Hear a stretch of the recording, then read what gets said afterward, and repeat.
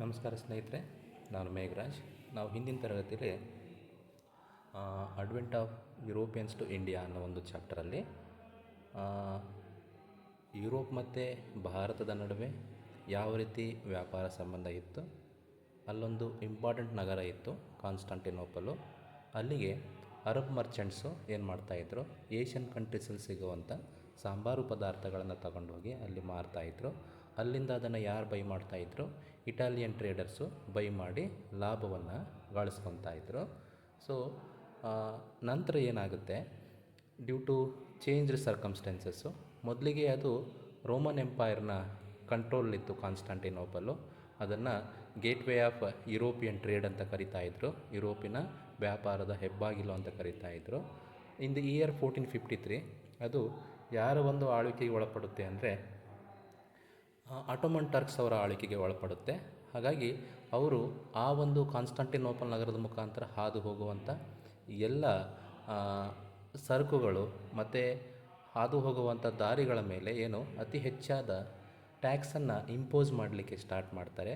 ಪರಿಣಾಮವಾಗಿ ಲಾಭ ಆಗ್ತಾ ಇರಲ್ಲ ವ್ಯಾಪಾರದಲ್ಲಿ. ಹಾಗಾಗಿ ಅವ್ರು ಏನು ಮಾಡ್ತಾರೆ, ಭಾರತಕ್ಕೆ ಹೇಗಾದರೂ ಮಾಡಿ ಯುರೋಪಿಯನ್ ಕಂಟ್ರೀಸಿಂದ ಒಂದು ಬೇರೆ ದಾರಿಯನ್ನು ಹಿಡಿಬೇಕು ಅಂಥೇಳಿ ಸಮುದ್ರ ಮಾರ್ಗಕ್ಕೆ ಮೊರೆ ಹೋಗ್ತಾರೆ. ಆ ಸಮುದ್ರ ಮಾರ್ಗವನ್ನು ಕಂಡುಹಿಡಿಬೇಕು ಅಂದರೆ ಏನೆಲ್ಲ ಬೇಕು ಆ ಪ್ರಿಪ್ರೇಷನ್ ಎಲ್ಲ ಮಾಡಿಕೊಂಡು ಏನಾಗುತ್ತೆ, ಅವರು ಮುಂದಿನ ಪ್ರಿಪ್ರೇಷನ್ ಮಾಡಿಕೊಂಡು ಗೌರ್ಮೆಂಟ್ ಅವರಿಗೆಲ್ಲ ಏನು ಮಾಡ್ತಾರೆ, ಉತ್ತೇಜನ ಕೊಡ್ತಾರೆ. ಏನಾದರೂ ಮಾಡಿ ಏಷ್ಯನ್ ಕಂಟ್ರೀಸಲ್ಲಿ ಮತ್ತು ಇಂಡಿಯಾದಲ್ಲಿರುವಂಥ ಸಾಂಬಾರು ಪದಾರ್ಥಗಳನ್ನು ಹೇಗಾದರೂ ಮಾಡಿ ಯುರೋಪಿಯನ್ ಕಂಟ್ರೀಸಿಗೆ ತಗೊಂಬರಬೇಕು. ನಾವು ಕಾನ್ಸ್ಟಾಂಟಿನೋಪಲ್ ಮುಖಾಂತರ ಅಂತೂ ಹೋಗೋಕ್ಕಾಗೋದಿಲ್ಲ. ಬಟ್ ಏನು ಒಂದು ಸಮುದ್ರ ಮಾರ್ಗವನ್ನು ಕಂಡುಹಿಡಿಬೇಕು ಅಂತ ಹೇಳಿಬಿಟ್ಟು ಅವರೊಂದು ತಮ್ಮ ಸಮುದ್ರ ಪರ್ಯಟನೆಯನ್ನು ಸ್ಟಾರ್ಟ್ ಮಾಡ್ತಾರೆ. ಅಲ್ಲಿರುವಂಥ ಫೇಮಸ್ ಸೇಲರ್ಸ್ಗೆಲ್ಲ ಏನು ಮಾಡ್ತಾರೆ, ಫಂಡಿಂಗ್ ಎಲ್ಲ ಮಾಡೋದಕ್ಕೆ ಸ್ಟಾರ್ಟ್ ಮಾಡ್ತಾರೆ. ಅದನ್ನೇ ನಾವು a new sea route to India. So ಕೆಲವೊಬ್ಬರು ತಪ್ಪಾಗಿ ಹೇಳ್ತಾರೆ, ಏನು ಭಾರತವನ್ನು ಕಂಡುಹಿಡಿದಿದ್ದು ಯಾರು, ಭಾರತ ಆಲ್ರೆಡಿ ಇತ್ತು, ಭಾರತಕ್ಕೆ ಸಮುದ್ರ ಮಾರ್ಗವನ್ನು ಕಂಡುಹಿಡಿದಿತ್ತು ಪೋರ್ಚುಗೀಸರು. ಸೊ ಈಗ ಯಾಕೆ ಕಂಡುಹಿಡಿದ್ರು ಅಂದರೆ ಕಾನ್ಸ್ಟಾಂಟಿನೋಪಲ್ ಅನ್ನೋ ನಗರವನ್ನು ಅದು ಭೂಮಾರ್ಗವಾಗಿತ್ತು ಮೊದಲಿಗೆ, ಅಲ್ಲಿಂದ ಈಸಿಯಾಗಿ ಬಂದು ತಗೊಳ್ಳೋದು ಕೊಳ್ಳೋದು ಆಗ್ತಾಯಿತ್ತು. ಯಾವಾಗ ಅದನ್ನು ಆಟೋಮನ್ ಟರ್ಕ್ಸ್ 1453 ಅಕ್ವೈರ್ ಮಾಡಿಕೊಂಡ್ರೋ, ಸೊ ಯುರೋಪಿಯನ್ಸ್ಗೆ ಸಾಂಬಾರು ಪದಾರ್ಥಗಳು ಹೋಗೋದು ನಿಂತು ಹೋಗುತ್ತೆ. ಹಾಗಾಗಿ ಅವರು ಮುಂದಿನ ಒಂದು ದಾರಿನ ಕಂಡುಕೊಂಡು ಭಾರತಕ್ಕೆ ಒಂದು ಹೊಸ ಜಲಮಾರ್ಗವನ್ನು ಕಂಡುಹಿಡಿತಾರೆ. ಅದರ ಬಗ್ಗೆನೇ ನಾವು ಈ ಒಂದು ಪಾಠದಲ್ಲಿ ಡಿಸ್ಕಷನ್ ಮಾಡ್ತಾ ಇದ್ದೀವಿ. ಯಾರು ನನ್ನ ಚಾನಲ್ನ ಸಬ್ಸ್ಕ್ರೈಬ್ ಮಾಡಿಲ್ವಾ, ಸಬ್ಸ್ಕ್ರೈಬ್ ಮಾಡಿ ಅಂತ ಹೇಳ್ತಾ ಈ ಒಂದು ಕಾನ್ಸೆಪ್ಟ್ ನೋಡಿ. A new sea route to India. Vasco da Gama, a Portuguese sailor, left Lisbon and reached Kappad near Calicut on the west coast of India in 1498. So ಸಮುದ್ರ ಮಾರ್ಗವನ್ನು ಕಂಡುಹಿಡಿಯುವ ಒಂದು ದಿಸೆಯಲ್ಲಿ ವಾಸ್ಕೋ ಡಿ ಗಾಮಾ ಅನ್ನೋ ಒಬ್ಬ ಪೋರ್ಚುಗೀಸ್ ಸೇಲರು ಪೋರ್ಚುಗಲ್ನ ರಾಜಧಾನಿಯಾದಂಥ ಲಿಸ್ಬನ್ ಇಂದ ಕೇರಳದ ಕಪಾಡು, ಕ್ಯಾಲಿಕಟ್ ಡಿಸ್ಟಿಕ್ನ ಕಪಾಡು ಅನ್ನೋ ನಿಯರ್, ಅದು ವೆಸ್ಟ್ ಕೋಸ್ಟಲ್ಲಿದೆ, ಪಶ್ಚಿಮ ಕರಾವಳಿ ತೀರದಲ್ಲಿರುವಂಥ ಒಂದು ಪ್ರದೇಶ. ಅಲ್ಲಿಗೆ ಯಾವಾಗ ಬಂದು ರೀಚ್ ಆಗ್ತಾನೆ, 1498 ಭಾರತಕ್ಕೆ ವಾಸ್ಕೋ ಡ ಗಾಮಾ ಜಲಮಾರ್ಗವನ್ನು ಕಂಡುಹಿಡಿದ ವರ್ಷ ಅಂತ ಎಕ್ಸಾಮಲ್ಲಿ ಕೇಳ್ತಾರೆ. ಯಾವ ಇಯರ್ ಅದು? 1498. ಕಾನ್ಸ್ಟಾಂಟಿನೋಪಲ್ನ ಆಟೋಮನ್ ಟರ್ಕ್ಸ್ರು ವಶಪಡಿಸ್ಕೊಂಡಿದ್ದು ಯಾವಾಗ? 1453. ನೋಡಿ, 1453 ಸ್ಟಾಪ್ ಆಗಿದ್ದು. 1498 ಭಾರತಕ್ಕೆ ಹೊಸ ಜಲಮಾರ್ಗವನ್ನು ಕಂಡುಹಿಡಿತಾರೆ. ಯಾರು? Vasco da gamma. Thus he was successful in discovering a new sea route to India.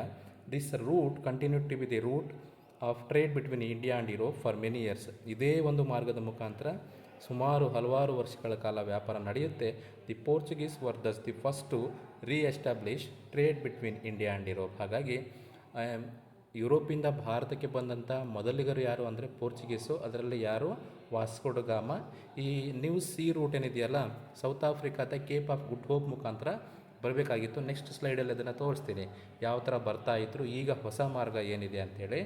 So ಇಲ್ಲೊಂದು ಡು ಯು ನೋ ದಿಸ್ ಅಂತ ಇದೆ, ಒಂದು ಪಾಯಿಂಟ್ ನೋಡ್ಕೊಳ್ಳಿ.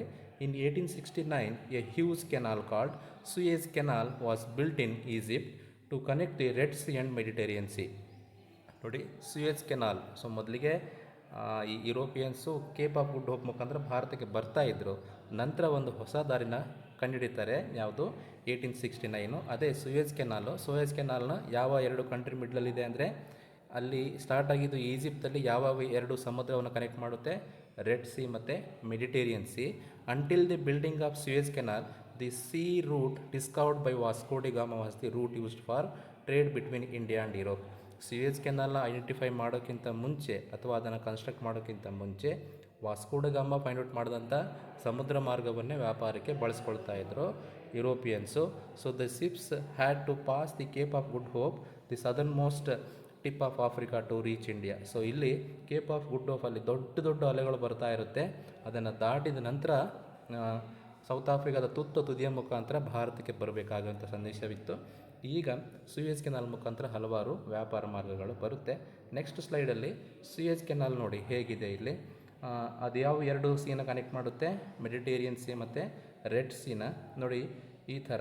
ಸೊ ಮೊದಲಿಗೆ ಇಲ್ಲಿ ಕೇಪ್ ಆಫ್ ಗುಡ್ ಹೋಪ್ ಮುಖಾಂತರ ವಾಪಸ್ ಮತ್ತೆ ಹೀಗೆ ಸುಮಾರು 6400 ನಾಟಿಕಲ್ ಮೈಲ್ಸ್ ಆಗ್ತಾಯಿತ್ತು. ಈಗ ಅದು ಆಲ್ಮೋಸ್ಟ್ ಹಾಫ್ ಆಫ್ ದಿ ಡಿಸ್ಟೆನ್ಸಿಗೆ ಕವರ್ ಆಗಿದೆ. ಇಲ್ಲಿ ಒಂದು ಬ್ಲ್ಯಾಕ್ ಮಾರ್ಕ್ ತೋರಿಸಿದೆ ನೋಡಿ, ಪರ್ಸಿಯನ್ ಗಲ್ಫಿಂದ ಇದು ಲೆಫ್ಟಲ್ಲಿ, ಈ ಮುಖಾಂತರ ಇಲ್ಲಿ ಲಿಸ್ಬನ್, ಲಂಡನ್ ಈ ಥರ ಮೂವ್ ಆಗ್ತಾ ಇದ್ದಾರೆ ಈಗ ಇತ್ತೀಚೆಗೆ. ಸೊ ಮೊದಲಿಗೆ ಇಲ್ಲಿ ಕೇಪ್ ಆಫ್ ಗುಡ್ ಹೋಪ್ ಮುಖಾಂತರ ಪಾಸ್ ಆಗ್ತಾಯಿದ್ರು, ಹಾಗಾಗಿ ತುಂಬ ದಿನಗಳು ಟೈಮ್ ಹಿಡಿತಾ ಇತ್ತು. ಸೊ ಇದಿಷ್ಟು ಭಾರತಕ್ಕೆ ಹೊಸ ಜಲಮಾರ್ಗವನ್ನು ಕಂಡುಹಿಡಿದವರು ಯಾರು? ವಾಸ್ಕೋ ಡಿ ಗಾಮ. ಯಾವ ಇಯರಲ್ಲಿ? 1498. ರೀಚ್ ಆಗಿದ್ದು ಎಲ್ಲಿ? ಕೇರಳದ ಕ್ಯಾಲಿಕಟ್ಟು, ಕಪ್ಪಾಡ ಅನ್ನೋ ಪ್ಲೇಸಲ್ಲಿ. ಇದಿಷ್ಟು ನಿಮಗೆ ಗೊತ್ತಿರಲಿ ಸ್ನೇಹಿತರೆ. ಮುಂದಿನ ವಿಡಿಯೋಲ್ಲಿ ಯುರೋಪಿಂದ ಬಂದಂಥ ಬೇರೆ ಬೇರೆ East India companies, Dutch East India company, ಅವೆಲ್ಲದ್ರ ಬಗ್ಗೆ ಡಿಸ್ಕಷನ್ ಮಾಡೋಣ ಅಂತ ಹೇಳ್ತಾ ವಿಲ್ ಸ್ಟಾಪ್ ದಿ ಡಿಸ್ಕಷನ್.